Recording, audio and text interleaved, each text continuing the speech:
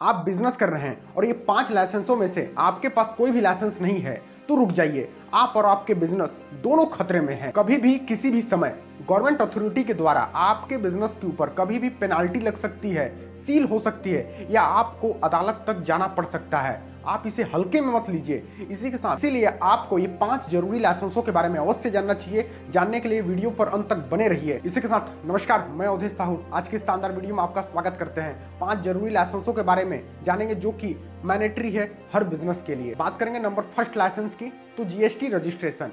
देखिए, मैं आपको बता दूं कि जीएसटी रजिस्ट्रेशन जो है कि टर्नओवर के थ्रेशोल्ड से ऊपर जाता है या कोई खास कैटेगरी के अंतर्गत आता है तो जीएसटी रजिस्ट्रेशन करा लेना बहुत ही ज़्यादा अनिवार्य हो जाता है। इसके साथ ही मैं आपको बता दूं कि जो गुड सप्लायर्स होते हैं इसके लिए कई राज्यों में लगभग 40 लाख से ऊपर का टर्नओवर आता है तो यहाँ पर जीएसटी रजिस्ट्रेशन करा लेना अनिवार्य हो जाता है। इसके साथ ही सर्विस प्रोवाइडर्स होते हैं, यहाँ पर 20 लाख के आसपास जो है टर्नओवर होती है तो यहाँ पर जो है जीएसटी रजिस्ट्रेशन करा लेनी होती है।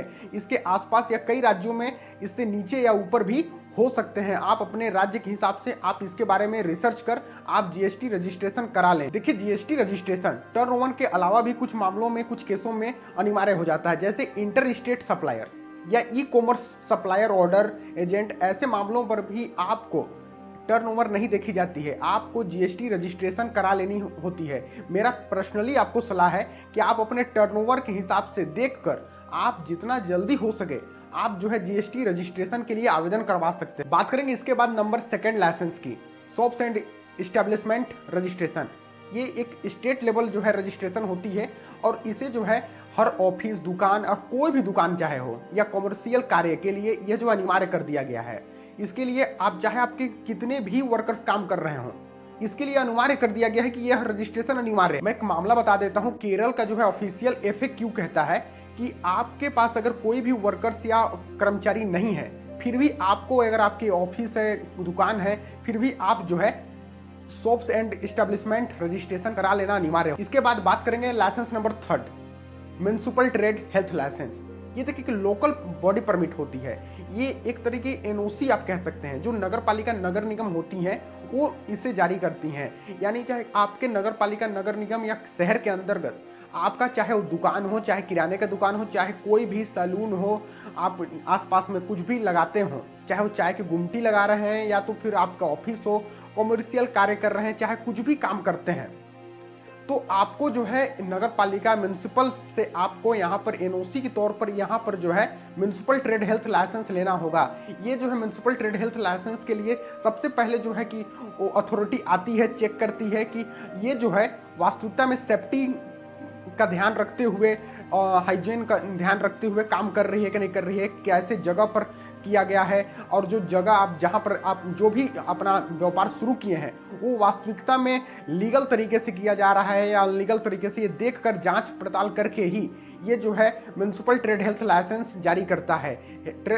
हेल्थ वाली जो लाइसेंस होती है ये खाने पीने से, फूड जैसे रेस्टोरेंट, होटल वगैरह हो गया, वहां पर ये जारी करते हैं। तो आप जो है जिस भी संबंधित अपना व्यापार शुरू कर रहे हैं या शुरू कर चुके हैं तो संबंधित म्युनिसिपल ट्रेड हेल्थ लाइसेंस ले सकते हैं। इसके बाद बात करेंगे नंबर 4, पैन प्लस 10। ये देखिए एक इनकम टैक्स से रिलेटेड बैंकिंग या टीडीएस कार्यों के लिए होती है। मैं आपको बता दूं, पेन जहां आपकी कंपनी, फर्म, एलएलपी, प्रोपाइटर, ऐसे कार्यों के लिए जो है बैंकिंग या टैक्स से संबंधित कार्यों के लिए बहुत ही ज़्यादा जरूरी हो जाता है। ये आपको पेन अपना पर्सनली कंपनी का, फर्म का रखना अनिवार्य है। बात करेंगे 10 की, तो अगर आप ठेके या प्रोफेशनल तरीके से फीस टीडीएस काटते हैं तो यहाँ पर आपको 10 नंबर लेना अनिवार्य है। आप इसे नजरअंदाज न करें, अवश्य ले लें ताकि आप जो है भविष्य के लिए से। बात करेंगे नंबर 5 और लास्ट लाइसेंस की, लीगल मेट्रोलॉजी लाइसेंस। आप इसे हल्के मत लीजिए।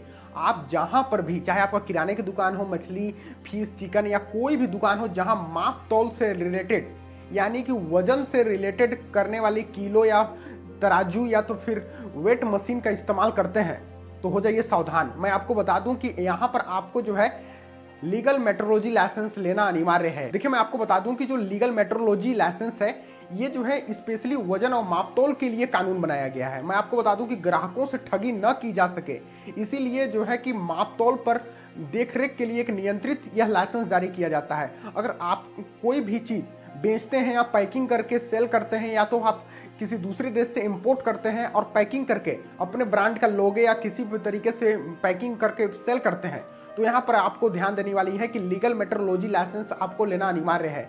या आपके पास मापतोल वाली मशीन है, चाहे आपके पास तराजू है, चाहे आपके पास जो है कि वेट मशीन है, तो यहाँ पर ध्यान देने वाली बात यह है कि आपको रजिस्टर्ड करा लेनी है सरकार से। आपको जो है स्टैंप जो है इसको वेरिफिकेशन करवा लेना है कि आपकी जो मापतोल की जो मशीन है वो वास्तविकता में लीगल है, सही मापतोल कर रही है नहीं। इन लाइसेंसों के साथ आप अपना जो है व्यापार को सुचारू रूप से संचालित कर सकते हैं। देखिए, हमने 5 लाइसेंसों के बारे में तो हमने आपको बता दिया, लेकिन इसके साथ ही साथ आपको जो है एमएसएमई रजिस्ट्रेशन भी करा लें ताकि आपका व्यापार भविष्य में सुचारू रूप से बढ़िया ढंग से संचालित रहे। और मेरा आपसे पर्सनली सलाह है कि आप कोई भी व्यापार शुरू करते हैं या शुरू कर चुके हैं तो आपको जो है पर्सनली लीगली कानूनी रूप से बढ़िया तरीके से संचालित करने के लिए आपको लाइसेंस एंड रजिस्ट्रेशन करा लेना चाहिए, ताकि आप जो है भविष्य में किसी भी गवर्नमेंट अथॉरिटी के जांच या घेरे में ना आए, पेनाल्टी ना लगे, जुर्माना ना लगे, आपको अदालतों तक ना जाना पड़े। इसलिए आपको लाइसेंस और रजिस्ट्रेशन के साथ अपना व्यापार को सुचारू रूप से संचालित करना है। इसी के साथ आज का यह शानदार वीडियो आपको कैसा लगा नीचे कमेंट सेक्शन पर कमेंट जरूर कीजिएगा, और अगला वीडियो आप किस टॉपिक पर देखना चाहेंगे ये भी जरूर कमेंट कीजिएगा। और अंत तक वीडियो पर बने रहने के लिए आपका बहुत बहुत धन्यवाद। जय हिंद, वंदे मातरम।